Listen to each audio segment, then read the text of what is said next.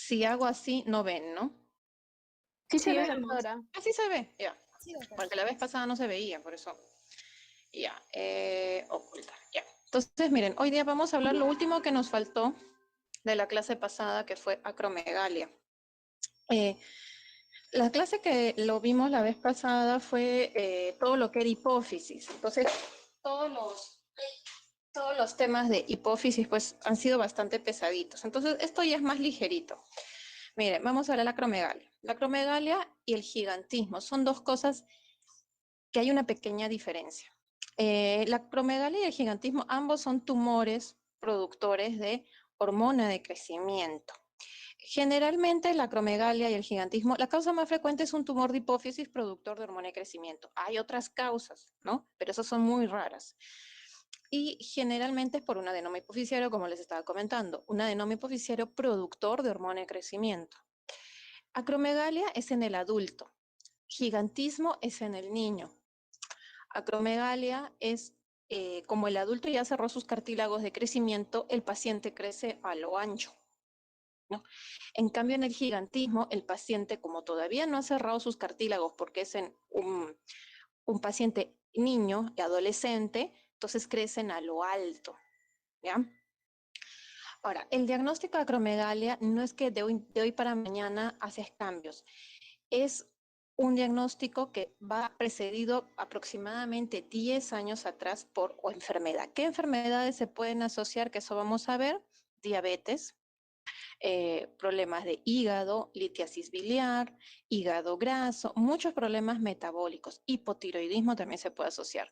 Entonces, 10, ¿qué pasó? ¿Qué se cae? Lo voy a poner acá.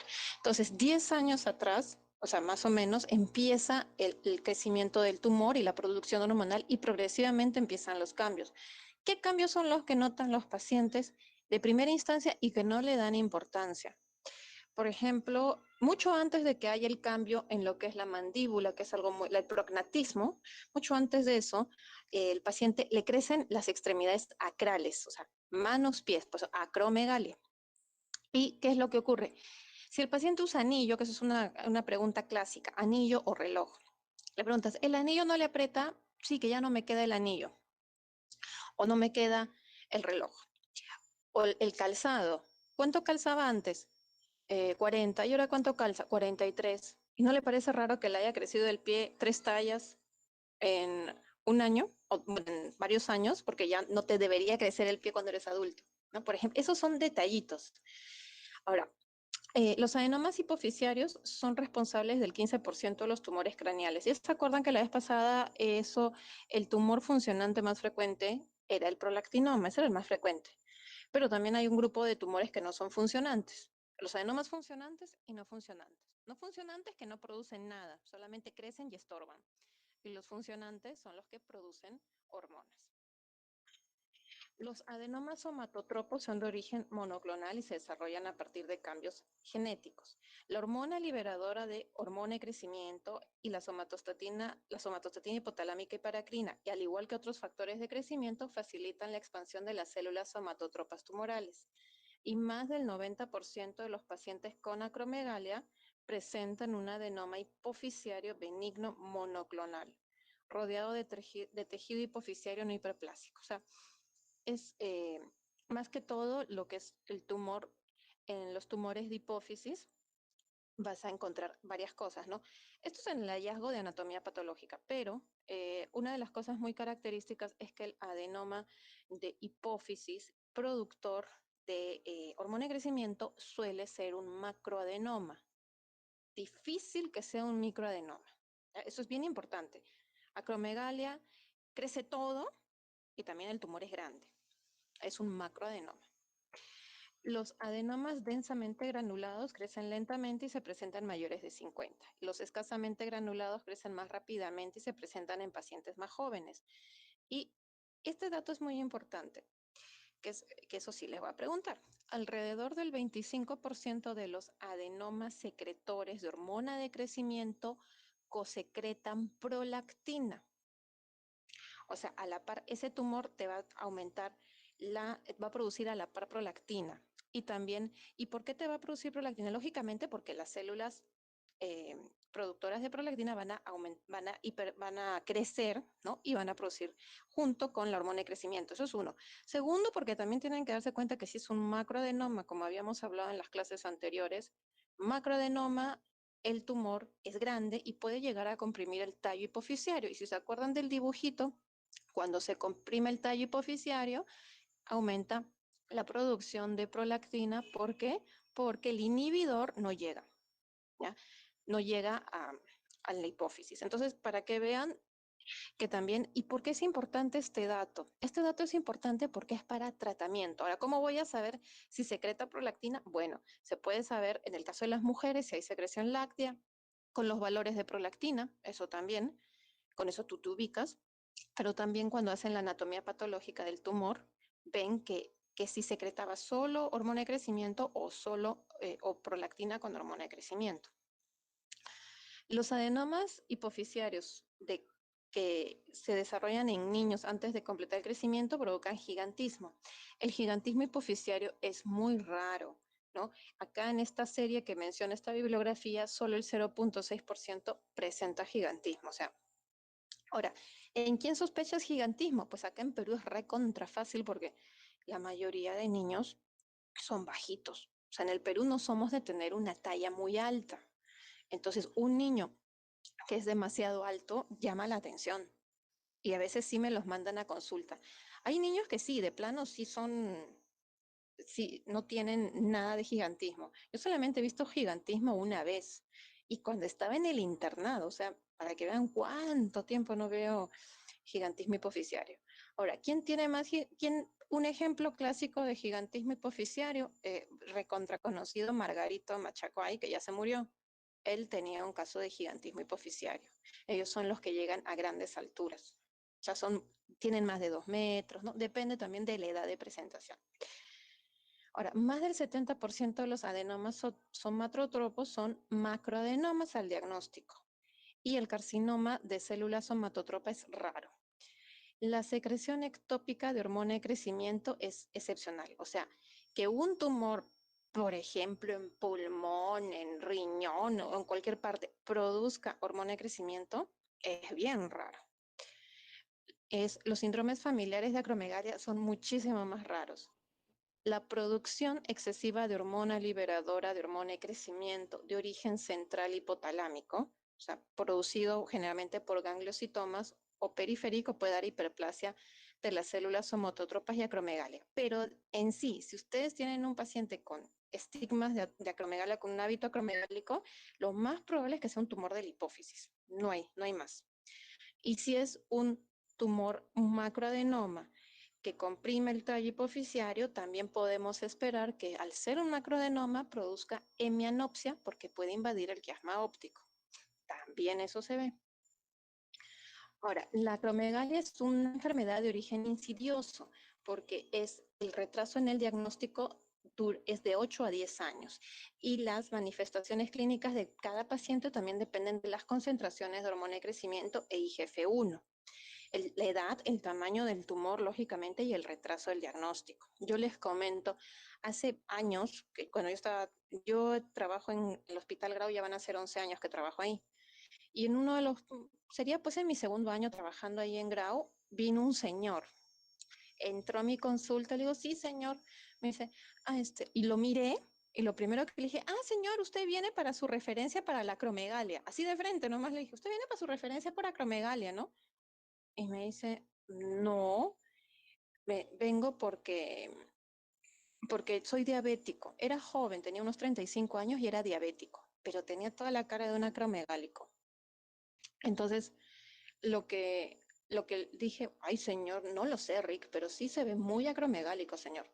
Entonces le pedí sus exámenes en Almenara, ¿no? Porque no teníamos hormona. Le pedí las pruebas, que ahora van a ver qué pruebas se hacen, y de verdad era acromegálico. Él había estado recibiendo varios años en el Hospital Grau, había estado recibiendo su tratamiento de diabetes, varios años. Y recién, cuando ya justo la primera vez que pasa conmigo, ahí me doy cuenta que era acromegálico. No critico a mis colegas que lo vieron antes, sino que yo me fui a México a hacer neuroendocrino, pues entonces ahí pues ahí vi más acromegálicos, ¿no? Entonces este paciente era acromegálico y ya lo mandé al Menara y ahí le perdí el rastro, ¿no? Entonces, también yo también cuando trabajé en la policía conocí a uno de mis ahijados de la Policía Nacional y uno de ellos un día me dice, doctora, quería verla porque no me siento bien. Entonces, cuando viene a verse conmigo, yo que lo conocía de alumno, lo veo y le dije, uy, pero ¿qué te ha pasado? Estaba con todas las manifestaciones físicas de una acromegalia. Entonces, también para hacerle diagnóstico, todo eso, ¿no? Entonces, para que vean que la acromegalia puede pasar, incluso para los ojos de los colegas, puede pasar desapercibido porque no han visto mucho, pero sí un dato importante es la diabetes. Eso es algo que casi todos los pacientes con acromegalia tienen. Si no tienen diabetes, tienen intolerancia a la glucosa, ¿ya?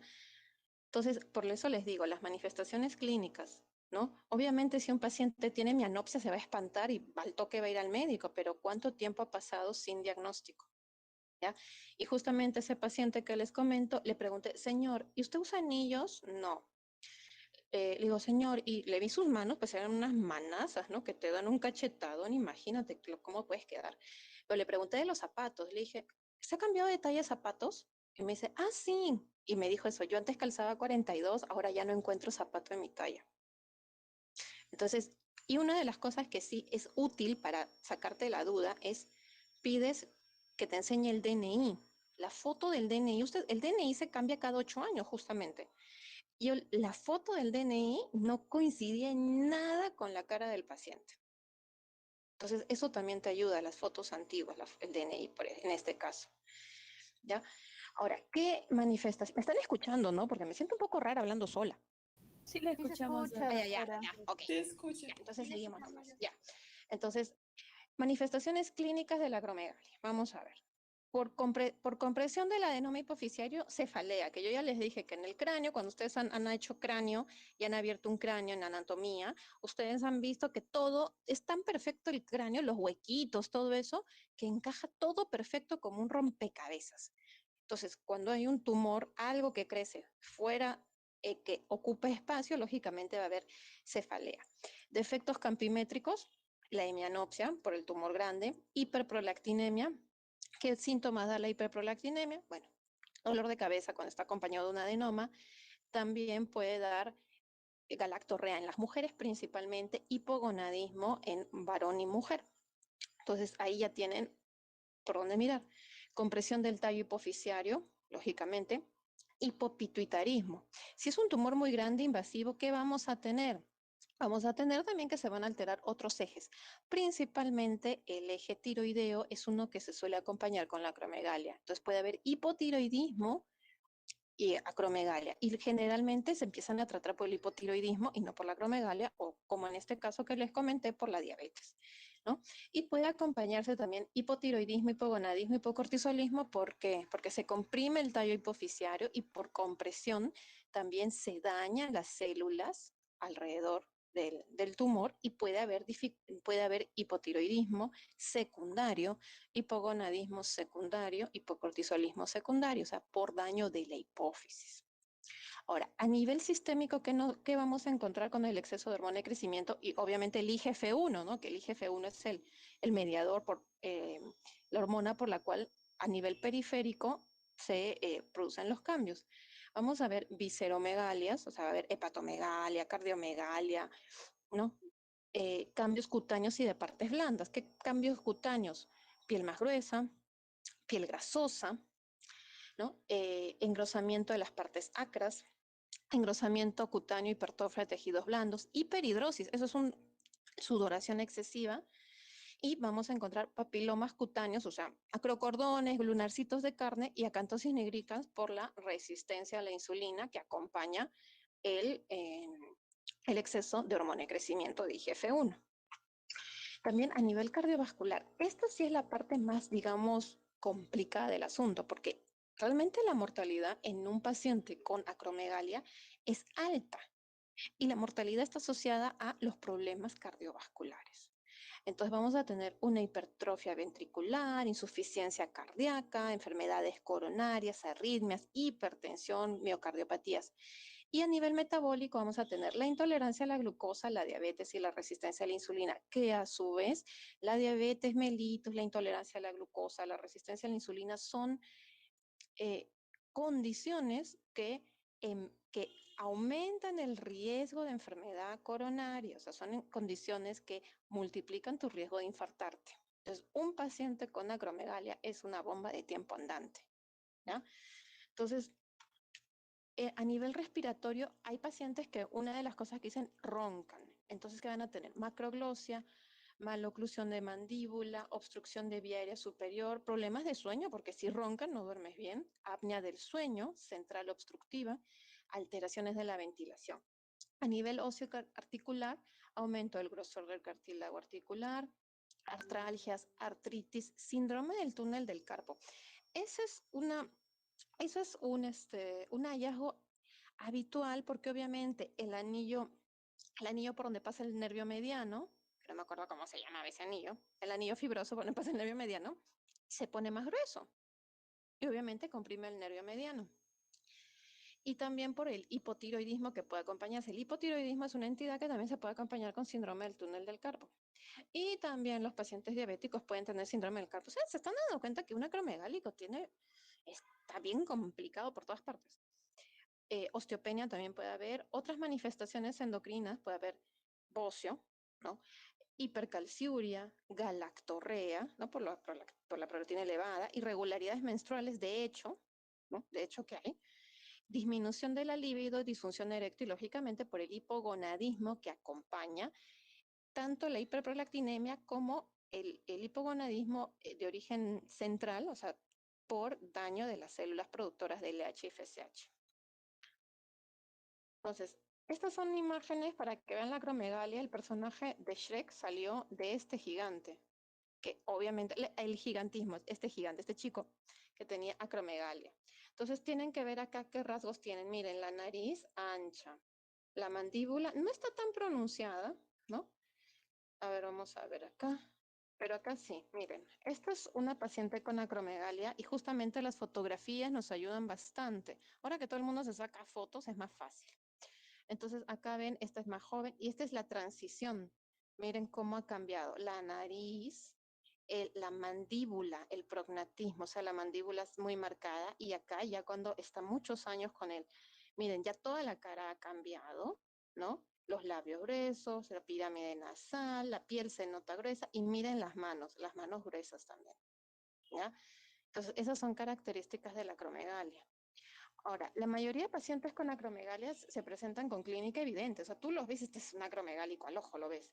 Y el diagnóstico, ¿cómo hacemos el diagnóstico? Porque se ve como gato, parece gato, es muy probable que sea gato, pero tengo que demostrar que es un gato. Entonces, para eso, le pido al gato su hormona de crecimiento y su IGF-1. En la clase anterior que yo les dije que la hormona de crecimiento eh, en ayunas basal no solemos usarla para diagnóstico, ¿ya? Pero acá hay un detalle. Cuando hay una acromegalia, primero tenemos que hacer porque se acuerdan que la secreción pulsátil de la hormona de crecimiento, por eso la glucosa basal, perdón, la hormona de crecimiento basal no nos servía mucho porque era una secreción por pulsos, que lo que nos servía a nosotros era la secreción estimulada de hormona de crecimiento. ¿Cómo estimulamos la secreción de hormona de crecimiento? Eso es lo que vamos a ver ahorita. Entonces, vamos a ver cómo es la prueba. Entonces, un valor, pero como en la acromegalia, nosotros tenemos que esa pulsatividad se pierde. Entonces, si nosotros tenemos concentraciones de hormona de crecimiento al azar o en ayunas menor de 0.4, excluye el diagnóstico, pero un valor al azar elevado no implica tampoco la presencia. Entonces, por eso es de que hay que tomar con pinzas lo que es el dosaje basal. Ahora, el diagnóstico bioquímico se hace con la determinación de las concentraciones de IGF-1 en ayunas. El IGF-1 tiene un valor para la edad y el sexo, o sea, ya tiene un valor. Y la hormona de crecimiento antes y después de la sobrecarga de glucosa. ¿Cómo se hace eso? Ahí se aprovecha para hacer diagnóstico de diabetes también si el paciente no tiene diagnóstico. se hace una prueba de tolerancia a la glucosa. La prueba de tolerancia a la glucosa es una prueba en que vas un día, vas al hospital, vas tranquilo, sentado. Primero te toman una muestra de sangre, que es la basal. En esa muestra de sangre te toman glucosa y, en este caso, hormona de crecimiento basal, porque siempre pruebas dinámicas empieza con el basal. Te dan de tomar una limonada azucarada. Yo le digo limonada azucarada. En realidad es dextrosa, 75 gramos de glucosa, mejor dicho, 75 gramos de glucosa disuelta en agua.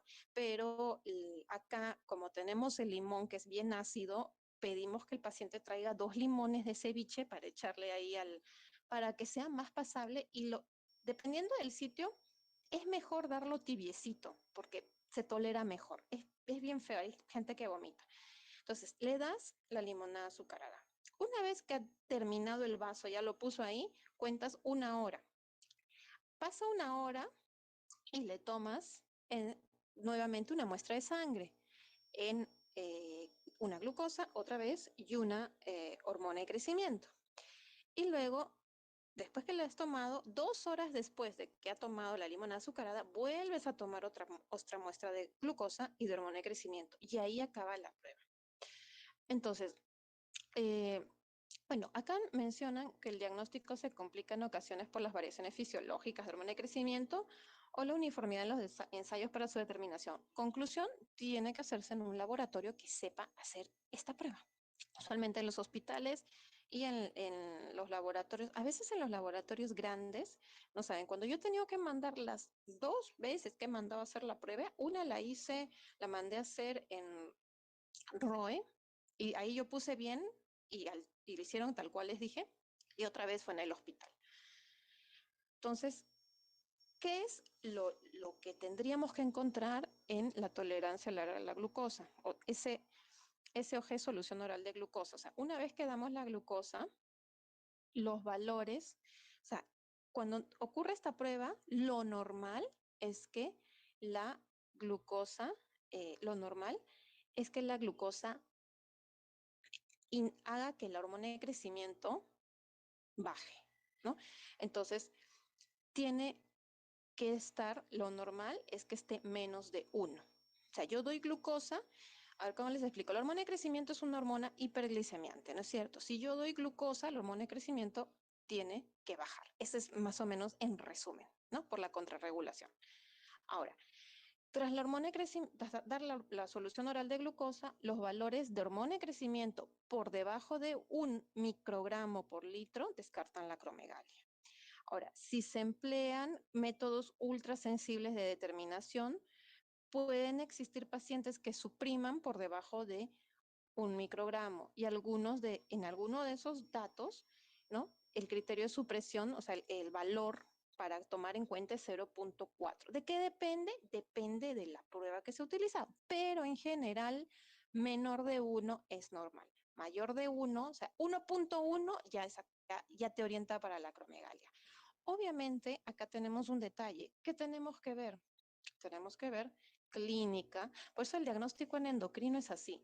Clínica, bioquímica, radiológico. Así, es en ese orden. Entonces, tenemos ya la clínica, tenemos la bioquímica y de ahí vamos a pasar al radiológico. El Doutora, IGF-1, sí, sí. uma dúvida. Se a glucosa hace com que a hormona de crescimento barre, em um paciente diabético, por exemplo, que normalmente tem uma hiperglicemia, ¿por que então a hormona de crescimento estaria aumentada? Ah, no, es que acá, cuando tenemos en un paciente que es con acromegalia, se pierde el mecanismo de contrarregulación. Entonces, la hormona de crecimiento, se secreta mucho hormona de crecimiento, ¿no? Y eso sube la glucosa. Entonces, lo normal es que si sube la glucosa, la secreción de hormona de crecimiento baja. Eso es lo normal. Eso es el mecanismo de contrarregulación.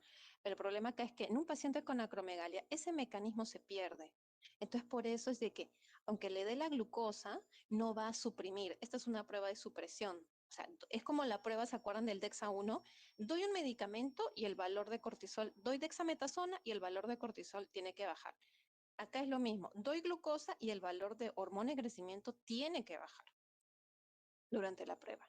Pero como se ha perdido el mecanismo de el ritmo circadiano, se ha perdido la pulsatilidad, entonces por eso le doy la glucosa y nada, igual sube. Esa es la diferencia. ¿Me entendieron o no? Creo que sí. Entonces, por ejemplo, en un paciente diabético no estaría controlado esto, por eso que Ujú. mismo hiperglicémico puede Claro, tener una acromegalia. claro, en un paciente diabético, pero que tiene acromegalia. La diabetes en un acromegálico generalmente es secundaria a la acromegalia. Generalmente. Hay pacientes diabéticos que son diabéticos de antes y recién la acromegalia se las descubren 10 o 15 años después del diagnóstico de diabetes. O también te puedes poner a pensar y dices, bueno, si el diagnóstico es retrospectivo, si es diabético hace 8 años y ya viene a mi consulta con toda la fascia acromegálica, puedo presumir que la diabetes es secundaria a la producción sostenida de hormona de crecimiento. Entonces, esto es una prueba dinámica, o sea, es porque le inducimos, buscamos una respuesta con una megadosis de glucosa. Es una prueba de supresión, ¿no? Y como te digo, como han perdido la pulsatilidad a los pacientes, o sea, la pulsatilidad de la hormona de crecimiento, yo le doy la glucosa. Mi expectativa es de que dándole esa carga fuerte de glucosa, la hormona de crecimiento baje, porque es lo normal. Esa es mi expectativa. Pero la realidad es de que no hay, no hay ese freno, no hay la supresión y sube la hormona de crecimiento. ¿Ya? Esto de las pruebas es medio complicado, porque hay pruebas estimulatorias, hay pruebas inhibitorias, ¿no?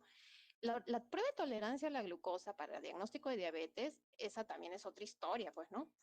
Pero ahorita nosotros aprovechamos la prueba de tolerancia para hacer, porque recuerdan que hay sustancias que estimulan la producción hormonal y que inhiben la producción hormonal. En este caso buscamos que la glucosa inhiba la producción de hormona de crecimiento. No sale, entonces por eso es de que tenemos la acromegalia. ¿Ya? Pero generalmente el diagnóstico es clínico, generalmente es clínico. Y el IGF-1 en un paciente con acromegalia sale volando sale la acromegalia. O sea, un paciente con el IGF-1 ya te es suficiente. Yo cuando tengo sospecha, yo pido IGF-1 primero. Si el IGF-1 sale normal, ya no pido lo demás. Ya no pido la tolerancia, por ejemplo. Porque el IGF-1 sale volando en un paciente con acromegalia. ¿Por qué pedimos la prueba? La prueba la pedimos porque obviamente es una prueba confirmatoria, uno, y dos, que para efectos de tratamiento hay que hacer un seguimiento con esta prueba. Ya para tratamiento o para dar de alta al paciente necesitamos seguir haciendo esta prueba. ¿Ya? A ver, ¿alguna otra pregunta? Sí. Usted dijo que también en el caso del paciente con acromegalia también serviría esta prueba para ver si tenía diabetes, ¿no? Ah, claro. Ahí ya cumplimos los criterios, ¿no? En ayunas mayor o igual de 126 y a las 2 horas mayor de 200. Realmente para diabetes solamente necesitamos la primera y la última glucosa. Nada más. Para diabetes solo eso. Pero la glucosa intermedia es la de 60 minutos. La prueba de tolerancia a la glucosa, hay varios tipos de prueba de tolerancia. Lo que yo pido en el hospital es basal y 120 minutos, porque es para diagnóstico de diabetes. Para diagnóstico de diabetes gestacional tiene que ser basal primera y segunda hora. Para el diagnóstico por ejemplo, hay colegas que piden la prueba de tolerancia de 3 horas, ¿no? Tú puedes pedir que tomen la glucosa cuando tú quieras, ¿no? Por ejemplo, hay prueba de tolerancia a la glucosa de 6 tomas, pero al final pueden ser 6, pueden ser 8 tomas, pueden ser... Generalmente la peor prueba que yo digo es la de 6 tomas porque son 6 hincadas en el brazo, ¿no? Es mucho ya. Con 3 es suficiente. Pero al final, para diagnóstico de diabetes, necesitas la basal y de 2 horas. No necesitas tomar 6 muestras. Entonces, esta prueba, ¿qué es lo que la prueba de tolerancia a la glucosa? Tú cuando das la limonada azucarada, ¿qué buscas? La respuesta normal. En ayunas, bueno, ya sabemos en ayunas. Cuando tú tomas la limonada azucarada, lo normal, después de comer algo dulce, es que la glucosa te suba. Eso es lo normal. Lo anormal es que te suba más de un límite establecido. Esa es la diferencia. Entonces, a las 2 horas, la glucosa, si es mayor de 200, ya es diabetes. Ahora, ¿esta prueba la podemos hacer en pacientes con ya tienen diagnóstico de diabetes? Sí, porque siempre y cuando sea para hacer el diagnóstico de acromegalia. Porque ya cuando un paciente tiene diagnóstico de diabetes, ya no le tienes que pedir tolerancia a la glucosa para seguimiento ni para nada, porque ya tiene diagnóstico. Pero si encima que es diabético sospechas de acromegalia, tienes que pedirle la prueba. ¿Ya? ¿Alguna pregunta? Si no, para seguir. ¿O no? ¿O sí? Ya. Doctora, Sí, sí. disculpe. Un paciente diabético con acromegalia, al darle yo el tratamiento, ¿no? Para reducir la glucosa, o sea, en otra palabra, el tratamiento para diabetes con acromegalia funciona. Ah, sí funciona, pero son pacientes muy resistentes, tienen una gran resistencia a la insulina y pueden requerir medicamentos. O sea, tenemos una variedad de medicamentos, desde la metformina hasta insulina se puede dar Lo también. pregunto porque en el caso que usted nos contó, ¿no? Que Ajá. vino su paciente que venía por controlar Ujú, la glucosa y usted le detectó acromegalia. ujú. En ese paciente no pudieron darse cuenta que era acromegalia, seguramente no respondía bien. Mira, él sí me acuerdo que tenía, mira las cosas que me haces acordar, porque me acuerdo que tenía una glicosilada en 8 y tomaba metformina, pero, pero es que yo me di cuenta que era acromegálico no por la glucosa, yo me di cuenta de la acromegalia por el caramelo, pues, porque su cara era una cara de acromegálico. La cuestión es de que todo eso es o sea, si tú tienes, primero que lo veas al paciente, ¿no? Hay colegas, o sea, no digo en el hospital Grau, no, sino que en general hay colegas que ni miran al paciente, ¿no? Entonces, si no lo miras, pues no ves. Y ustedes saben que lo primero que tenemos que hacer es la ectoscopía. O sea, entra el paciente y tú lo miras. Por ejemplo, eso yo lo hago cuando entra un paciente que miro, o sea, le miro la cara, ¿no? Lógico. Miro qué tan alto es. No, son detalles que ya tú te acostumbras. En la cara miro los ojos, miro la cara, miro cómo viene todo eso. ¿Por qué? Porque las patologías que yo veo son tiroides, hipertiroidismo se ve al toque. La vez pasada me vino un chico que tenía súper alto. Y la mamá lo consultaba porque era muy alto. Y yo dije, sí, pues es demasiado alto, eso no es normal, ¿no? Y le examiné genitales porque pensando en un Klinefelter, algo y no. Pero como me dio la duda, le pedí un cariotipo y él resultó que este chico tenía un 47XYY, tenía una cromosoma Y adicional, tenía un síndrome raro, ¿no? Pero eso son ya cosas de la práctica. Eso ya es la práctica que tú tienes. Entonces, en este caso, este paciente, yo me di cuenta por su cara. Y ya preguntando más, ya empecé a armar todo el rompecabezas, ¿no? Pero principalmente un acromegálico, cuando ya ven un acromegálico ya no se olvidan y van a seguir, y más aún si hacen la especialidad, van a ver más acromegálicos. Como yo hice la especialidad en Almenara llegaban todos los acromegálicos, ¿no? Bueno, de la red. Y me fui a hacer al Instituto Mexicano de Seguridad Social, me fui a hacer la parte de neuroendocrino. Entonces ahí seguí viendo más acromegálicos. Entonces ya, pues, ya sería el colmo que a mí se me pase un acromegálico, pues. Entonces, en este caso, como te digo, de este paciente fue por la cara, no fue por la glucosa. Pero sí es verdad que pueden tener problemas para controlar la glucosa y problemas con cosas complicadas porque hacen mucha resistencia a la insulina. ¿Ya? Ahora sí continuamos, porque ustedes tienen clase a las 5, ¿no? Ya son 20 para las 5, así que mejor me apuro.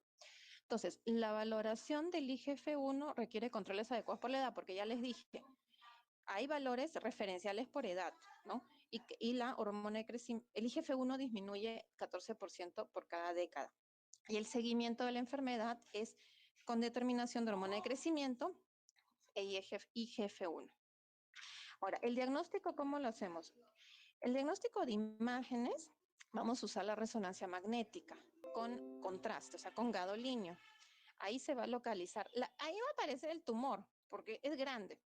Y esto permite ver también relación con estructuras vecinas. Esto más le ayuda a los pacientes, a los neurocirujanos para operar. En el momento del diagnóstico, más del 75% presentan un macroadenoma, ¿no? Que crece hacia el seno cavernoso o supracelular. Y en casos raros que se sospeche un origen no hipoficiario, que eso es raro, que yo nunca he visto, debe realizarse una tomografía computarizada tóraco-abdominopélvica o también un estudio que es la gamografía con Octroscan, ¿no? Eso también, que eso lo hacen en el Almenara, pero no estoy muy familiarizada con la gamografía con Octroscan. Ahora, entonces acá tenemos más o menos un algoritmo diagnóstico. Tenemos la acromegalia, tenemos clínica de acromegalia. ¿Qué pido primero? IGF-1, ¿no? El IGF-1, si está normal para edad y sexo, entonces ya no es acromegalia, está medio raro. Si el IGF-1 está alto, pedimos la prueba de tolerancia a la glucosa y puede con el dosaje de hormona de crecimiento. Y acá pueden pasar dos cosas, suprime o no suprime. Si suprime, lo que les dije de que la hormona de crecimiento baja, tiene que estar menor de 1, entonces no hay acromegalia, ¿no? Si suprime. Si no suprime, o sea, el valor de hormona de crecimiento es mayor de 1, entonces pedimos la resonancia. La resonancia, si encuentras un tumor, un adenoma hipoficiario, porque ya está, ahí te está diciendo hola. Si la hipófisis es normal, si la hipófisis es chiquita, si es, o sea, no hay un macroadenoma, medimos hormona liberadora, hormona de crecimiento y se hacen las tomografías de tórax para descartar un tumor, una causa extra hipoficiaria, ¿ya? Entonces vamos a ver. Ahora, el tratamiento. 3 bases de tratamiento. ¿Se acuerdan cuando hablamos de prolactinoma? Tratamiento primero era médico, de ahí quirúrgico y de radioterapia. Ahí eran 3 así. Ahora acá en acromegalia es diferente. El tratamiento inicial es quirúrgico. En segundo lugar es médico y en tercer lugar radioterapia. El tratamiento quirúrgico es el procedimiento de elección tanto en microadenomas como en macroadenomas. Pero el problema es de que mientras más grande el tumor, más difícil la curación. La acromegalia tiene una alta tasa de recidiva, ¿ya? Entonces, curación completa, difícil.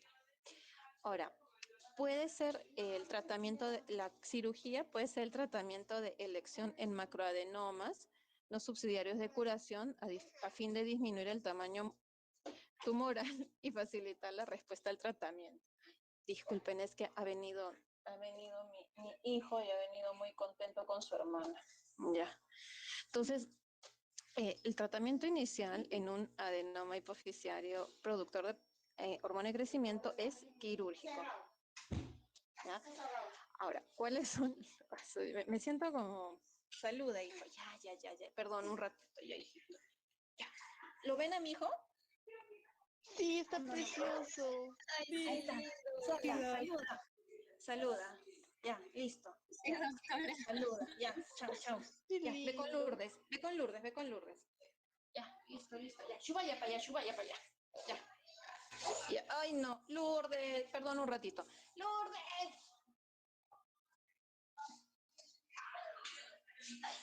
Ay, ¿qué ves el bebito?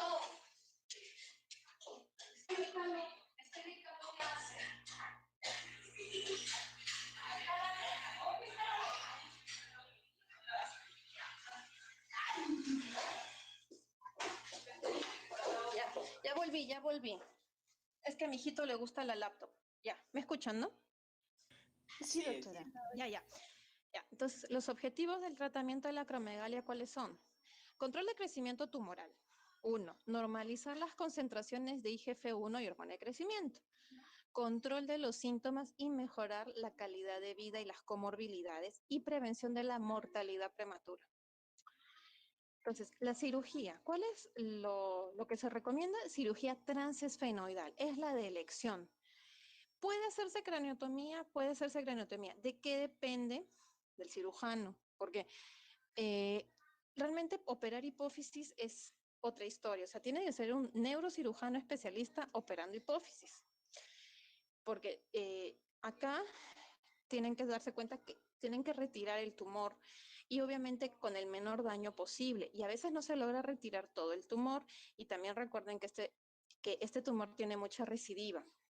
Entonces, Generalmente con la transesfenoidal van muy bien, pero cuando es una cirugía craneotomía, a veces cuando el tumor es muy grande hay que hacer una craneotomía.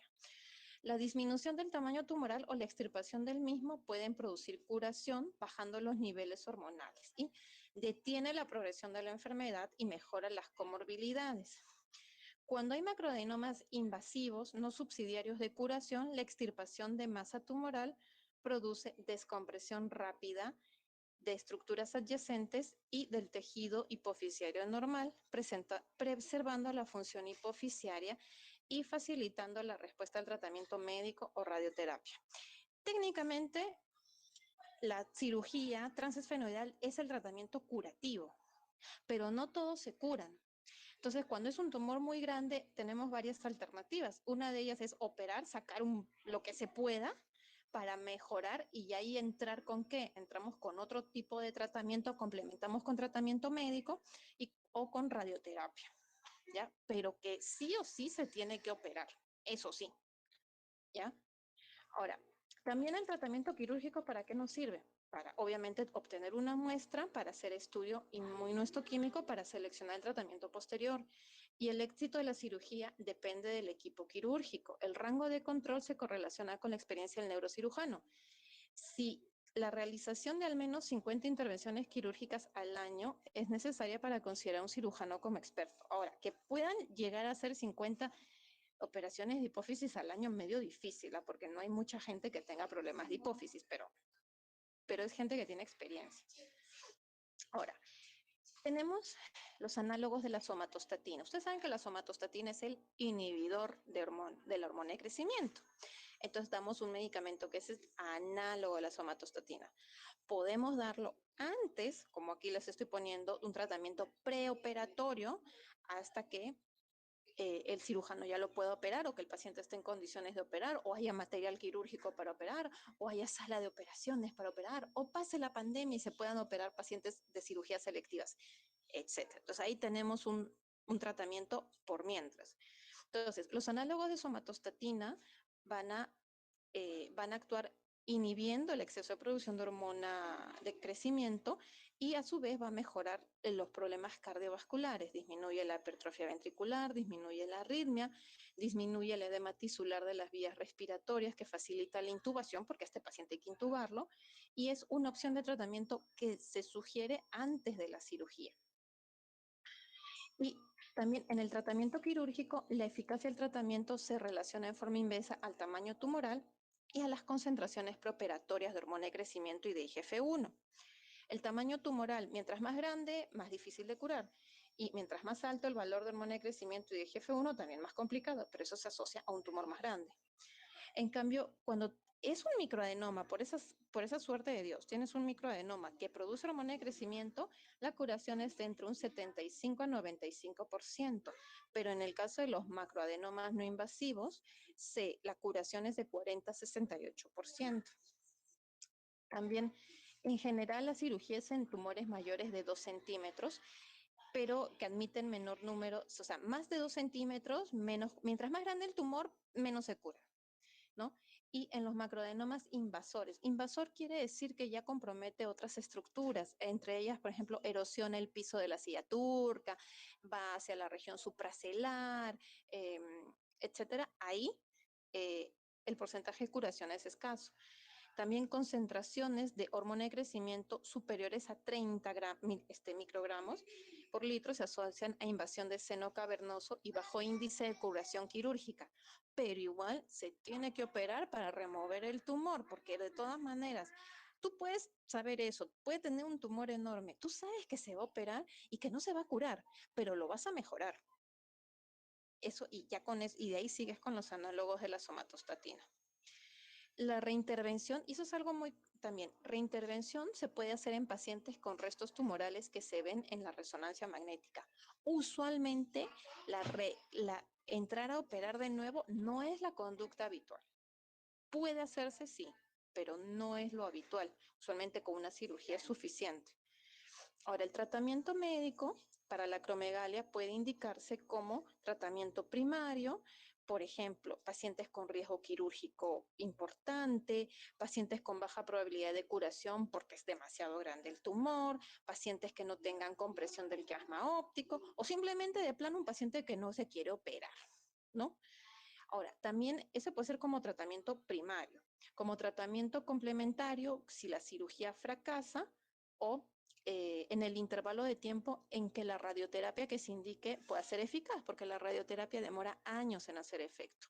También puede indicarse como pretratamiento de cirugía, como ya les expliqué, para mejorar las condiciones anestésicas del paciente o los resultados de la cirugía. O también, como le dije, en caso que la cirugía se demore por pandemia, ¿ya? Ahora, hay 3 fármacos para usar: los análogos de la somatostatina, los agonistas dopaminérgicos y los antagonistas periféricos de la hormona de crecimiento. Los análogos de la somatostatina son, ejercen una acción inhibitoria sobre la secreción de hormona de crecimiento. Lo que tenemos es el octrótido, la lanreotida, y actúan a través de los receptores 2 y 5. Entonces, dependiendo de los tipos de receptores que expresa el tumor, vamos a esperar una respuesta. También los análogos de somatostatina de acción prolongada. ¿Cuáles son de acción prolongada? Acción prolongada hay presentación. Existe el octrótide que se usa en hemorragia digestiva, el octrótide simple, pero existe también el octrótide LAR, de larga duración, que se coloca una vez al mes de depósito. Y esos normalizan la IGF-1 en un 67%, ¿no? Y se logra tener también, cuando hacemos el seguimiento y pedimos una nueva prueba de tolerancia a la glucosa para dosar hormona de crecimiento, ahí con el tratamiento del octrótide LAR podemos tener ya el esperado valor menor de 1 microgramo. ¿Ya? Ahora, el octrótido LAR y la lanreotida gel son las únicas presentaciones que existen de hormona de somatostatina de larga acción de depósito. El que más se encuentra acá en el Perú es el octrótide LAR, y ese cuesta más o menos la ampolla 5,000 soles al mes. Pero eso te lo da el Seguro Social, te lo da de salud. Ahora, también hay predictores de la respuesta, ¿no? Los mejores predictores son edad y sexo, o sea, los ancianos les va mejor, y también en mujeres en edad fértil o en tratamiento con estrógenos. Pero el tamaño tumoral es el mejor predictor, ¿no? O sea, van mejor los tumores más pequeños, ¿no? Y así también los que tienen concentraciones de GH y GF1 más bajas antes del tratamiento, ¿no? Y también han demostrado los análogos de somatostatina una acción antilipoproliferativa y eficacia en disminución del tamaño tumoral, ¿no? Los agonistas dopaminérgicos. Acá ya hemos visto de agonistas dopaminérgicos. Es la cabergolina, que lo usábamos también en el prolactinoma y en la hiperprolactinemia. Ya saben cómo actúa a través del receptor D2 de la dopamina. Se utiliza una dosis variable, puede ser una vez por semana, 2 veces por semana, depende. Pero ¿por qué se da la cabergolina? Y eso es por lo que les dije antes, porque el 25% de los tumores cosecretan prolactina. Y también porque si el tumor es grande, va a aumentar la producción de prolactina. Entonces, por eso nos ayudamos también de la cabergolina. ¿Ya? También los monitoreos de los agonistas dopaminérgicos, igual con GH y GF1. Puedo usar agonista dopaminérgico, o sea, cabergolina, con análogos de la somatostatina, sí se puede usar. ¿Qué es más efectivo? El análogo de la somatostatina. No tengo plata para comprar 5,000 soles al mes. Cabergolina, por lo menos el Dostinex te cuesta 8 pastillas, 200 soles, pero eso es mejor que 5,000, ¿no? Entonces, pero el Dostinex solo, difícil que te ayude. O sea, tiene que ser, o bueno, la cabergolina sola, difícil, tiene que ser con un análogo de la somatostatina, ¿no? Obviamente cuando se usa, hay que tener mucho cuidado con los agonistas dopaminérgicos, porque recuerden que puede haber disfunción de válvula cardíaca como efecto secundario. Ya recuerden que el paciente acromegálico ya tiene problema valvular. Eso nada más. El otro medicamento que existe, acá en el Perú existe también, es el antagonista del receptor de la hormona de crecimiento, del Pegvisomant. Es un agonista selectivo del receptor de hormona de crecimiento. No disminuye hormona de crecimiento porque no tiene efecto directo sobre el tumor hipofisiario, Entonces, ¿qué es lo que pasa? No va a bajarte la cantidad de hormona de crecimiento, pero sí te va a bajar el IGF-1. Entonces, por eso es que durante el tratamiento con Pegmisoman se debe monitorear el IGF-1, ¿ya? Porque la hormona de crecimiento va a seguir alta. Lo que tú monitoreas con el Pegmisoman es el IGF-1, ¿ya? ¿Por qué? Porque este antagonista del receptor de GH, ¿qué hace? El Pegmisoman se pega al receptor de hormona de crecimiento. No deja que la hormona de crecimiento se una al receptor, pero igual la hormona de crecimiento va a seguir circulando. Pero también si la hormona de crecimiento no se une al receptor, tampoco vamos a tener los efectos biológicos y la liberación de IGF-1. Entonces, esa es más o menos es la trampa que tiene este medicamento. Por eso, con Pegvisomant solamente se dosa IGF-1. El Pegvisomant es el fármaco que mejor controla los valores de IGF-1, ¿no?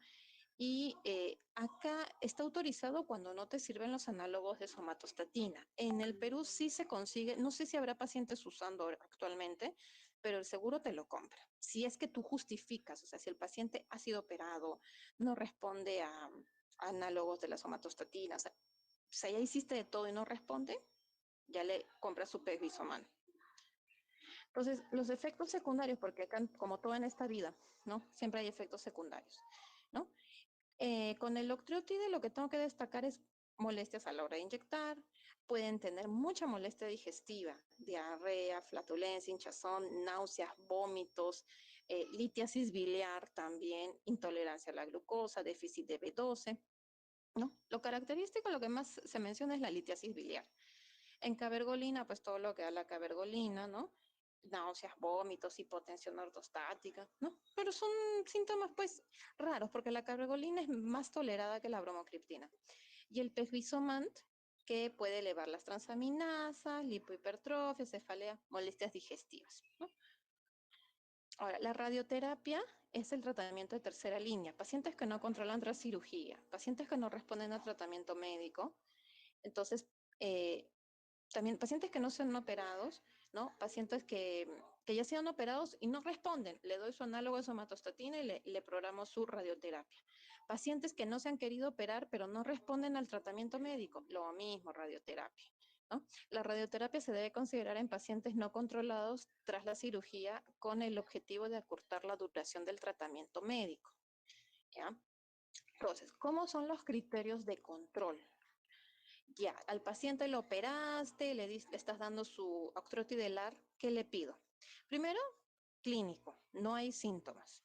O sea, el prognatismo, esos cambios físicos no van a desaparecer, ¿eh? Por si acaso. Pero de repente te dice, ya no sudo tanto, mi glucosa ha mejorado, ya no está tan grasosa mi cara, ¿no? No hay clínica. Hormona de crecimiento al azar, menor de 2.5. Hormona de crecimiento tras test de tolerancia a la glucosa, menor de 1, de 1 nanogramo, o de 0.4, dependiendo de la técnica utilizada, que eso ya lo habíamos comentado hace unas diapositivas atrás, y el IGF normal de acuerdo a edad y sexo. Si el paciente usa Pegvisomant, solamente le doy su IGF-1 nomás. Cuando vemos que hay enfermedad activa, cuando hay clínica, cuando la hormona de crecimiento está elevada, cuando la hormona de crecimiento tras la prueba de tolerancia está mayor de 1 o de 0.4 dependiendo del método, y la IGF elevada. ¿Ya? Y listo. ¿Ya? ¿Alguna pregunta?